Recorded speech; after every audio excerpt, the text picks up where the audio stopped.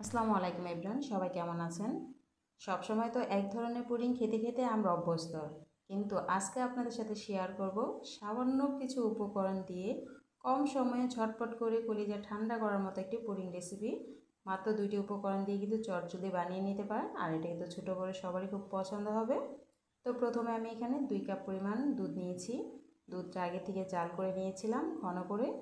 এরপর আমি একটি পাত্রে দিয়ে দিচ্ছি 2 কাপ পরিমাণ তরল দুধ। চাইলে আপনারা আরও বেশি কম করে নিতে পারেন।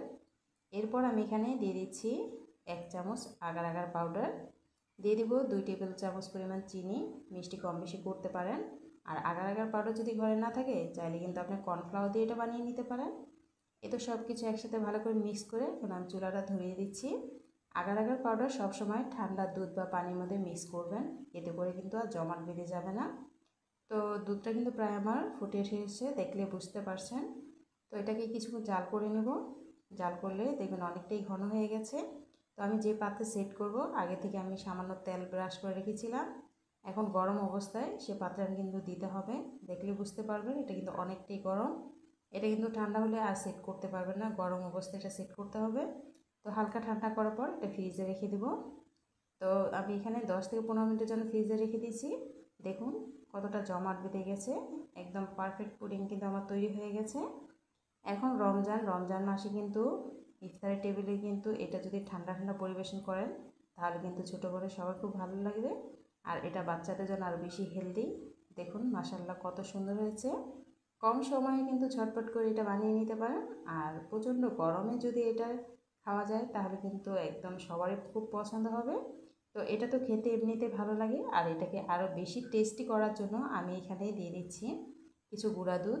তো আমি একটি চালনির সাহায্যে এভাবে দেবো, দেখতে ভালো লাগবে। তো এভাবে করে গুঁড়া দুধটা আমি দিয়ে দিচ্ছি। তো আপনাদের কাছে রেসিপিটা কেমন লেগেছে অবশ্যই কমেন্টসে জানিয়ে দিন। আর যদি ভালো লাগে অবশ্যই ভিডিওটা শেয়ার করে দিবেন।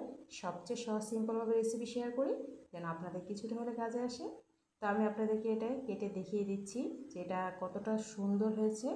আর খুব সুন্দরভাবে কিন্তু জমাট বেঁধেছে, দেখলে বুঝতে পারছেন।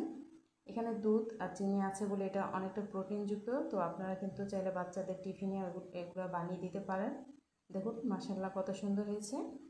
তো এরকম রেসিপি দেখতে হলে অবশ্যই আমার চ্যানেলকে ফলো দিয়ে রাখতে হবে। একটি কেটে আপনাদেরকে দেখিয়ে দিচ্ছি।